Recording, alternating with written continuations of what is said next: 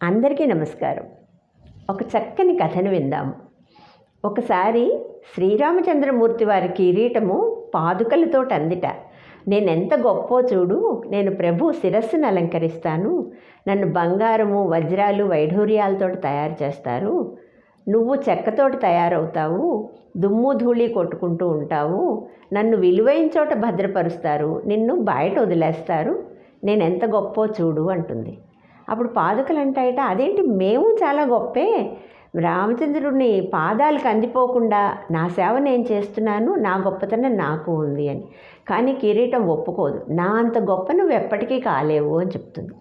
ఈ పాదుకలు బాధపడి రామచంద్రమూర్తిని అడుగుతాయట, కిరీటం ఇలా అంటోంది అని. అప్పుడు ప్రభువు చెప్తారు, లేదు లేదు, మీకు కూడా ఒక చాలా మంచి దశ వస్తుంది, అప్పుడు పాదుకలు కూడా ఎంతో ఉచ్చస్థితిని అనుభవిస్తాయి, అసలు బాధపడద్దు అని. ఆ తర్వాత భరతుడు పాదుకల్ని తీసుకెళ్ళి సింహాసనం మీద ఉంచి రాజ్యం చేస్తారు. ఆ పాదుకలు కూడా అంతటి ఉచ్చదశని పొందాయి. ఈ చిన్న కథ మనకి ఏం బోధిస్తోంది అంటే, మనం ఎప్పుడూ కూడా చాలా గొప్ప స్థితిలో ఉన్నప్పుడు అహంకరించకూడదు, తక్కువ స్థితిలో ఉన్నప్పుడు కుంగిపోకూడదు. ప్రతి మనిషికి జీవితంలో మంచి స్థితి ఉంటుంది, ఒక్కొక్కసారి ఆ స్థితి తగ్గుతూ కూడా ఉంటుంది.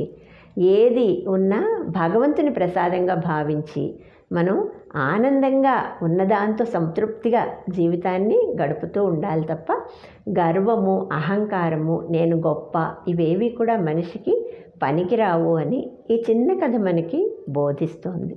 ఇంకో మంచి కథతో మళ్ళీ కలుద్దాం. ధన్యవాదములు.